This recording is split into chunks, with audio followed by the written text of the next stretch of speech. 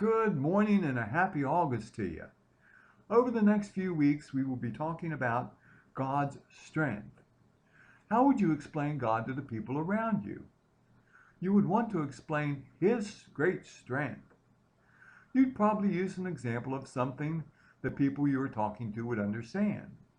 To explain His strength, you could use a picture of a member of the U.S. Army Infantry wearing her uniform. But 2,000 years ago, when Jesus was teaching, you would use a Roman soldier to represent the strength. Now, were all Romans bad? Rome had a very strong army. They'd conquered much of the known world. They put a heavy tax on all those they conquered. They would not let the people they conquered rule themselves. Those people would be ruled by Rome. It's sad that even today, so many want you to believe that all of this group or all of that group are bad. It's just their fear. This fear has been used throughout U.S. history to discriminate against many groups.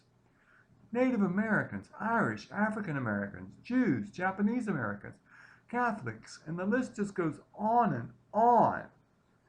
So no, not all Romans were bad. So let's look at the main components of a Roman soldier's uniform. We'll start with the helmet. The helmet protected from blows on the head. Also notice there was a piece in back that prevented a blow on the back of your neck, and on the sides it protected your throat. To protect your chest, you could wear chain mail, or you could have a breastplate. Notice this guy also has a spear. You would not throw your spear in battle. If you threw your spear, you'd lose your main weapon. And your enemy would then have an extra weapon.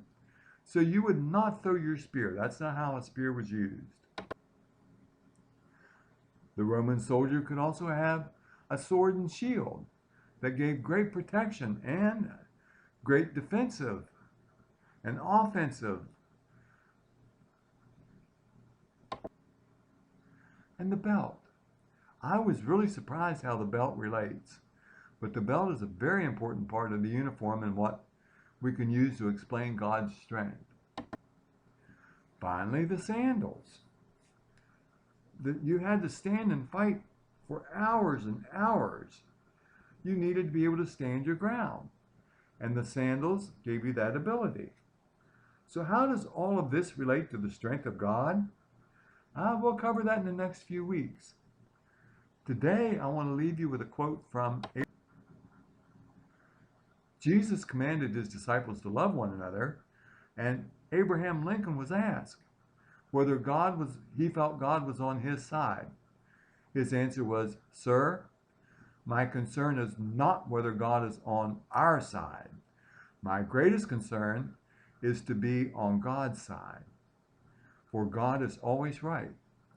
Oh, wouldn't it be great in today's world if people were more concerned about being on God's side than their own political issues?